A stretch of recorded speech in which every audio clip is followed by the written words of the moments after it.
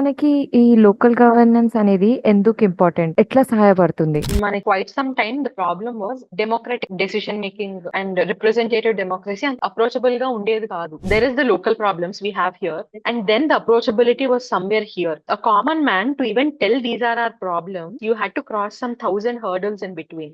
Local self governance constitutional amendments to introduce చేసినప్పుడు the intention was to reduce this gap as much as possible. మన చుట్టుపక్కల ఉన్న వాళ్ళని మనం సెలెక్ట్ చేసుకొని ఇది మీ బాధ్యత, క్లీన్ స్ట్రీట్స్ మీ రెస్పాన్సిబిలిటీ, వాటర్ సప్లై, ఎలక్ట్రిసిటీ మీ రెస్పాన్సిబిలిటీ అంటే చుట్టుపక్కలే తిరుగుతూ ఉంటారు కాబట్టి easy way for you to confront them. Why are my issues not being resolved అని చెప్పి. ఇమాజిన్ ప్రీవియస్లీ ఇలాంటి ఒక అకౌంటబిలిటీ సిస్టమ్ లేదు and MLAs and MPs the gap between general public and them was too much. So దీన్ని decentralize చేసి powers ని distribute చేయడం వల్ల ఏమైందంటే సాల్వ్ చేసుకోవడానికి ఆపర్చునిటీ పీపుల్ కి దగ్గరలో కుదిరింది. ఇఫ్ వి సీ ఈ కాన్స్టిట్యూషనల్ అమెండ్మెంట్స్ తీసుకొచ్చిన తర్వాత ఏమైంది, decentralisation of power ఒకటైంది and accountability ensure చేయగలిగారు. The other thing was that they made sure Panchayati Raj systems లోని 30% మినిమం విమెన్ రిప్రజెంటేషన్ ఉండాలని చెప్పి. సో మనం చూసే లోకల్ గవర్నెన్స్ కార్పొరేషన్స్ లో గానీ గ్రామ పంచాయత్స్ లో గానీ 30% ఫీమేల్ కి రిజర్వ్ చేసి పెట్టారు. ఆ పవర్ ఏదైతే ఉందో దాన్ని డీసెంట్రలైజ్ చేసి డిఫరెంట్ పీపుల్ చేతిలో పెట్టడం వల్ల over 3 million people got elected representatives local self governance introduce చేసిన తర్వాత.